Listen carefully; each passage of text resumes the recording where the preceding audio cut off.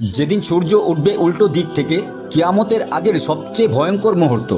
রাসূল সাল্লাল্লাহু আলাইহি ওয়াসাল্লাম বলেছেন, কিয়ামত ততক্ষণ পর্যন্ত কায়েম হবে না যতক্ষণ না সূর্য পশ্চিম দিক থেকে উদিত হবে।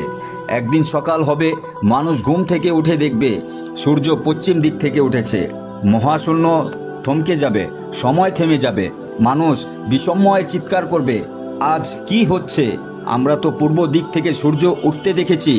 লোকেরা দৌড়ে মসজিদের দিকে ছুটবে, কেউ কাঁদতে কাঁদতে বলবে, হে আল্লাহ ক্ষমা করে দাও। কেউ কোরআন হাতে নেবে, কেউ সেজদায় পড়ে যাবে। কিন্তু তখন বলা হবে, আজ আর কোনো তওবা কবুল হবে না। তখন যা ঘটবে, মুনাফিক ও গুনাহগারদের হৃদয় কাঁপবে, মা তার দুধের বাচ্চাকে ফেলে দেবে, বন্ধুরা একে অপরকে দোষ দেবে, আকাশ রক্তিম রং ধারণ করবে, পৃথিবীতে শুরু হবে এক ধরনের থরথরানি, যেন ভেঙে পড়বে সব।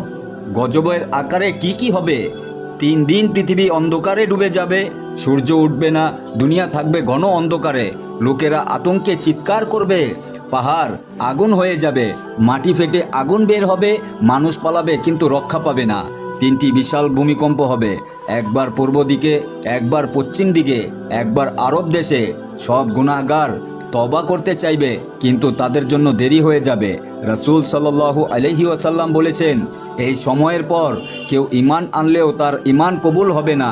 শেষ বার্তা দর্শকদের উদ্দেশ্যে বলতে চাই, প্রিয় ভাই ও বোনেরা, এই নিদর্শনগুলো সত্য, নিশ্চিত আসবে, তবে আমরা জানি না আজ রাতেই তা শুরু হবে কিনা। আপনি কি প্রস্তুত?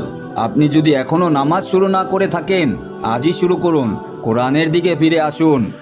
এই রকম সত্য, গা শিউরে ওঠা কিয়ামতের আগ মুহূর্তের গজব নিয়ে কন্টেন্ট পেতে মিরাজ মদিনা কাফেলা চ্যানেলটি সাবস্ক্রাইব করুন এবং পাশে থাকা বেল আইকনটি ক্লিক করে রাখুন এবং বেশি বেশি করে শেয়ার করে দিন।